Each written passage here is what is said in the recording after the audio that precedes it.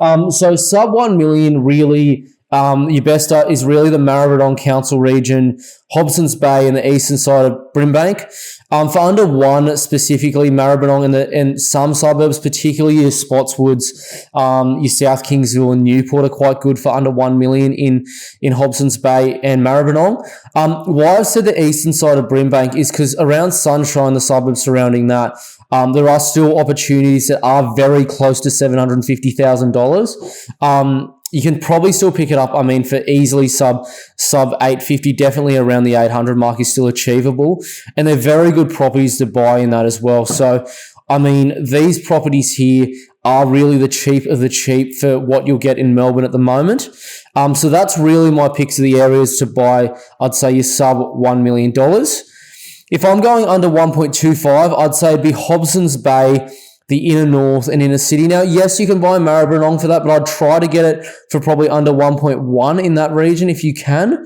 If you're spending 1.25, you'd probably want to get in at probably Hobsons Bay, the better part. So it'd probably be in Newport, Williamstown or somewhere like that.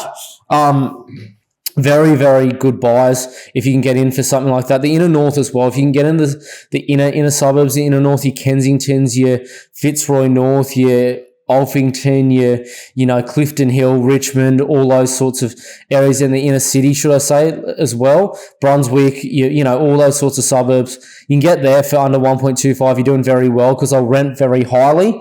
You'll probably easily for three better get $800 a week in a lot of those suburbs now. So very, very good in that if you can.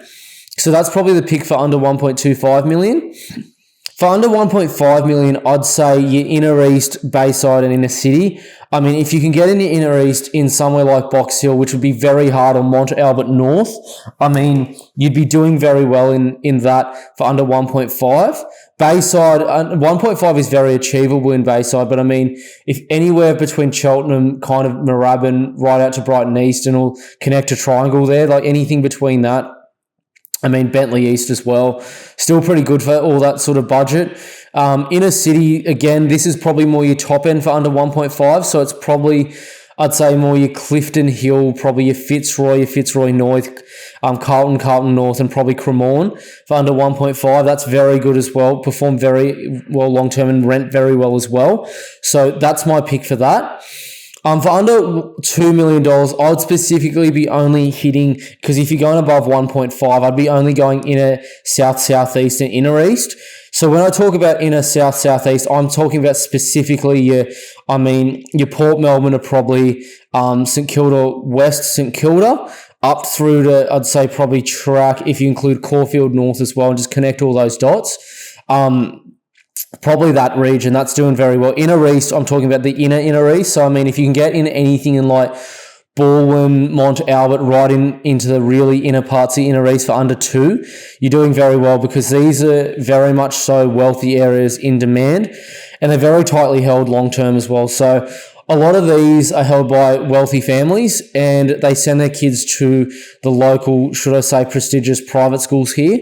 So you're not going to find much stock here once the market picks up because no one will sell and they generally stay for a long time. So really, that's my update really of all the Melbourne areas I would buy in for those price points.